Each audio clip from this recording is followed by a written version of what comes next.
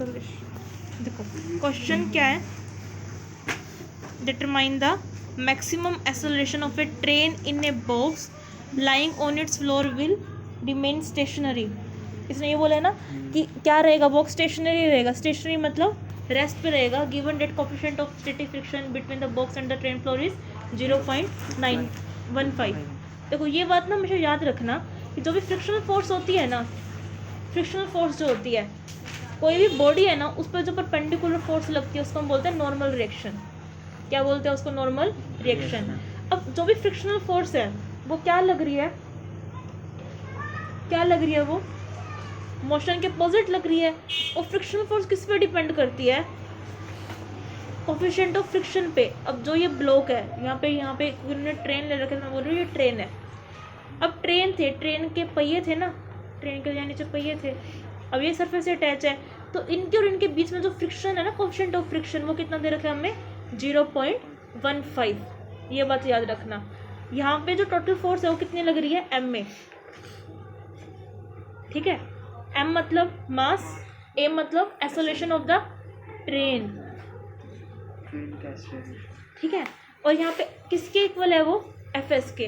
अब क्योंकि जो ये म्यू एस क्या कोफिशिएंट ऑफ इन्होंने गिवन है, ये क्या कोफिशिएंट ऑफ स्टैटिक फ्रिक्शन। अब इन्होंने स्टैटिक फ्रिक्शन क्यों दिया? क्योंकि इस वक्त ट्रेन किस पे है? स्टेशनरी, रेस्ट पे है। और हमें निकालना क्या है? Maximum acceleration of the train box lying on A floor, की कितनी एक्सेलरेशन से वो उस वहाँ पे आके रुकी है। तो ये तो इसकी इक्वल होएगा। अब क्योंकि ट्रेन किसकी तरफ खड़ी है, अब इसमें नॉर्मल डायरेक्शन क्या होती है? परपेंडिकुलर। मतलब कि जो ये ब्लॉक है इस पर जो परपेंडिकुलर डायरेक्शन लग रही है उसको हम क्या बोलते हैं? नॉर्मल डायरेक्शन बोलते हैं। परपेंडिकुलर ना डायरेक्शन जो लग रही है इस पर। अब परपेंडिकुलर हम देखा जाए, जो ट्रेन था, ट्रेन थी, उसका जो मास है वो m है, और उस पर जो परपेंडिकुलर नीचे की तरफ जो एक्सेलरेशन है वो क्या है? परपेंडिकुलर क्या होगी एक्सेलरेशन ट्रेन की? Acceleration due to gravity. समझ रहे हो ना? क्योंकि जो हॉरिजॉन्टल एक्सेलरेशन है वो तो a है, और जो परपेंडिकुलर है वो क्या? ट्रेन की g। और यहाँ पे n क्या होता है? नॉर्मल रिएक्शन फोर्स होती है ये भी, लेकिन ये क्या होती है? परपेंडिकुलर फोर्स होती है। तो ये क्या आ जाएगा? mg आ जाएगा। इतनी बात समझ में आ गई? तो आप क्या कर दोगे? इक्वेट कर दोगे एम ए को किसके इक्वल? म्यू एस एम जी के इक्वल। यहाँ से m से m क्या हो जाएगा? कट हो जाएगा। a किसके इक्वल आ जाएगा? क्योंकि यहाँ लेस देन और इक्वल का मतलब क्या होता है कि हो सकता है इससे कम भी हो, क्योंकि ट्रेन चलने में भी तो लग सकती है ना। स्टैटिक फ्रिक्शन से कम हो जाएगा फ्रिक्शन फोर्स। किसके इक्वल हो जाएगा? म्यू एस जी के। जी क्या होता है? Acceleration due to gravity. ठीक है, और म्यू एस कितना है? 0.15। तो मल्टीप्लाई कर दोगे ना दोनों को, 0.15 को 10 से कितना आ जाएगा? 1.5 मीटर पर सेकेंड स्क्वायर। हो गया ये क्वेश्चन। आगे नेक्स्ट क्वेश्चन कर लो अपनी तरफ rotate. A mass of 4 kg rest on a horizontal plane. एक प्लेन है, उस पर 4 किलो का मास क्या है? रेस्ट पे है। The plane is gradually inclined until at an angle of 15 degree with the horizontal the mass just began to slide। कितने एंगल पे? पहली बात तो ये 15 डिग्री पे एंगल पे है, और जो मास है उस ब्लॉक का कितना मास है? 4 किलो, 4 kg। और इसने हमें क्या बोला है कि जो प्लेन है वो, प्लेन मतलब इस टाइप से झूले की तरह इंक्लाइंड है 15 डिग्री के एंगल पे, और उसका जो क्या बन रहा है? कोफिशिएंट ऑफ स्टैटिक फ्रिक्शन पूछा है इसने ब्लॉक और सरफेस के बीच में। देखो ये वाली चीज़ क्या है? ब्लॉक है। ये वाली पूरी की पूरी चीज़ ब्लॉक है ना। ये चीज़ याद है मैंने एक दिन बताई थी कि जो भी इसके नीचे की तरफ जो मास, इट इज नॉर्मल डायरेक्शन। ये तो परपेंडिकुलर है, परपेंडिकुलर है ना mg। तो यहाँ पे जो एंगल के साथ जो ये एंगल बना रहा है, ये वाला एंगल 15 डिग्री रहेगा। ये क्या बनेगा? एंगल के साथ ये क्या होगा? ये देखो एंगल के साथ हमेशा कोस आता है, और एंगल के जो अपोजिट होता है हमेशा क्या होता है? साइन होता है। ये चीज़ बताने की जरूरत है नहीं है ना, बताने की जरूरत ये वाली चीज़ तो, कि एंगल के साथ हमेशा क्या आता है? कोस आता है, और एंगल के अपोजिट हमेशा क्या आता है? साइन आता है। हमेशा याद रखना, भूल जाओ तो पंडित जी बोले। और हमारा ब्लॉक जो है, ब्लॉक पे जो फ्रिक्शन है वो कौन सा फ्रिक्शन लग रहा है? Static friction. इसने हमें बोल ही दिया क्वेश्चन में, इसने कोफिशिएंट ऑफ स्टैटिक फ्रिक्शन निकालने के लिए बोला है ना, तो इसलिए हम कौन सा फ्रिक्शन लेके चलेंगे? Static friction. इसके अंदर बस इक्वेट करना। इसको इक्वेट कैसे करोगे? देखो अब अब जो फोर्स जो एक्ट हो रही है ब्लॉक मास एम पे भी, अब ये देखो इसके अंदर ये पूरी बातें ना समझ लो और लिख के भी आनी है। वेट कितना है mg, वो क्या है डाउनवर्ड, नॉर्मल डायरेक्शन मतलब परपेंडिकुलर जो डायरेक्शन उसको हम बोलते हैं n, और जो इसके अंदर लग रहा है स्टैटिक फ्रिक्शन वो क्या लगेगा, अपोजिट डायरेक्शन में लगेगा। सोल्व करके टोटली इक्वल होने चाहिए ना, मतलब इस साइड ब्लॉक मूव कर रहा है, ठीक है, तो फ्रिक्शन किस तरफ लगेगा, इस तरफ लगेगा, तो ये चीज़ें इक्वल होनी चाहिए ना। क्यों इक्वल होनी चाहिए, क्योंकि फ्रिक्शन कैसे है, स्टैटिक फ्रिक्शन। स्टैटिक फ्रिक्शन मतलब जितनी फोर्स इस तरफ, जितनी फोर्स इस तरफ, इतनी फोर्स इस तरफ, और नेट नो मूवमेंट, ना मूव नहीं करेगा। कौन सा ब्लॉक, ये वाला, ये ब्लॉक इधर रहेगा। अगर इसकी तरफ जो डायरेक्शन लग रही है mg sin थीटा इस तरफ लग रही है, इधर फ्रिक्शन फोर्स है, अगर ये इक्वल होगी तभी तो मूव नहीं करेगा। लाइक इसको जितनी फोर्स ये लगाए उतनी फोर्स ये लगाए तो मूव कर पाएगा क्या, नहीं कर पाएगा। हाँ आगे समझ में, क्योंकि स्टैटिक फ्रिक्शन है, मतलब यहाँ पे mg sin थीटा किसके इक्वल होगा, एफ, आगे वाली बात समझ में, नॉर्मल वाला mg cos। हाँ, और नीचे की तरफ क्या है कोस, ऊपर तरफ नॉर्मल डायरेक्शन है, ये दोनों में आपस में क्या होएंगे, इक्वल होएंगे, ठीक है, इक्वल होएंगे ना आपस में।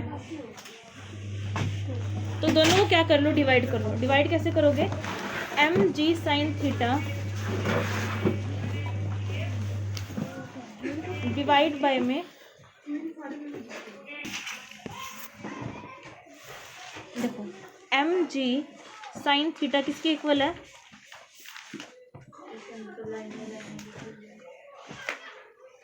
fs के इक्वल है, और mg cos थीटा किसके इक्वल है, नॉर्मल डायरेक्शन के इक्वल है। mg से mg कट के साइन में cos क्या होता है, टेंजेंट, याद है चीज़ क्या होती है, टेंजेंट। और fs को मैंने क्या बोला था, very good, mu S N, याद है, इसके इक्वल होता है। एन से एन क्या हो गया, कट गया, तो टेंजेंट थीटा किसके इक्वल आ गया, म्यू एस के, टेंजेंट थीटा किसके इक्वल आ गया, म्यू एस के।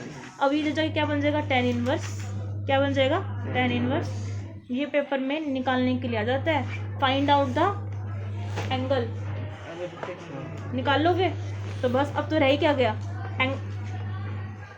एंगल आपको पता है 15 डिग्री है, म्यू निकालना है, तो म्यू किसके इक्वल होगा, टेंजेंट थीटा के इक्वल, टेंजेंट 15 डिग्री निकाल लो, ठीक है, कितना 0.27, तो म्यू की वैल्यू आ गई। कोएफिशिएंट ऑफ फ्रिक्शन तो निकालना था हमें, कोएफिशिएंट ऑफ स्टैटिक फ्रिक्शन, तो कोएफिशिएंट ऑफ स्टैटिक फ्रिक्शन कितना आ गया, 0.27। हमेशा इसकी वैल्यू कम आती है, ज़्यादातर 1 से कम होती है मैक्सिमम, हाँ 0.15। ये देखो ये हमें ट्रॉली दे रखी है ऐसे, ये हमारे पास एक ब्लॉक है, ये इस, अब हमें पता कैसे लगेगा ये इस तरफ घूम रहा है, क्योंकि ना फ्रिक्शनल फोर्स इस तरफ लग रही है। फ्रिक्शनल फोर्स हमेशा मोशन के अपोजिट डायरेक्शन में लगती है। इसका साइन देख के हमें पता लगा कि अगर फ्रिक्शनल इस तरफ लग रहा है तो मोशन इस तरफ है, अगर ये इस तरफ आ रहा है तो ये स्ट्रिंग नीचे की तरफ जाएगा, अगर ये स्ट्रिंग नीचे की तरफ जाएगा तो ये ब्लॉक भी नीचे की तरफ जाएगा। जब भी हमारा डाउनवर्ड मोशन होता है, क्योंकि इस ब्लॉक का तो कैसा मोशन हो गया, इस ब्लॉक का कैसा मोशन हो गया, डाउनवर्ड मोशन हो गया ना, तो तब फॉर्मूला आप क्या अप्लाई करते हो, जो भी इस पर नीचे टोटल ग्रेविटी के कारण फोर्स लग रही है minus tension is equal to में in case of downward motion, जो बात अभी हुई है।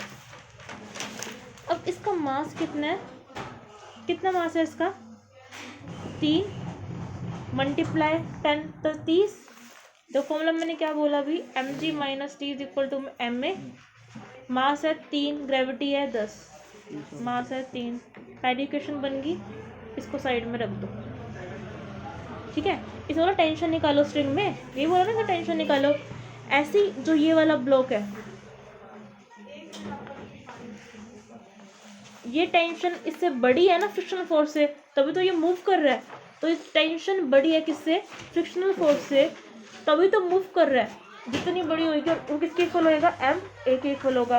और फ्रिक्शन फोर्स का फॉर्मूला क्या होता है, म्यू के एस, म्यू के एन होता है ना, तो वहाँ से आप क्या निकालोगे, फ्रिक्शन फोर्स निकालोगे, वैल्यू पुट करोगे, ए की वैल्यू आ जाएगी, ए की जो वैल्यू आएगी उसको पहली वाली क्वेश्चन में पुट कर देना ए की वैल्यू को, फिर यहाँ से टेंशन आ जाएगी। ये था हमारा इसका आंसर, आगे समझ में।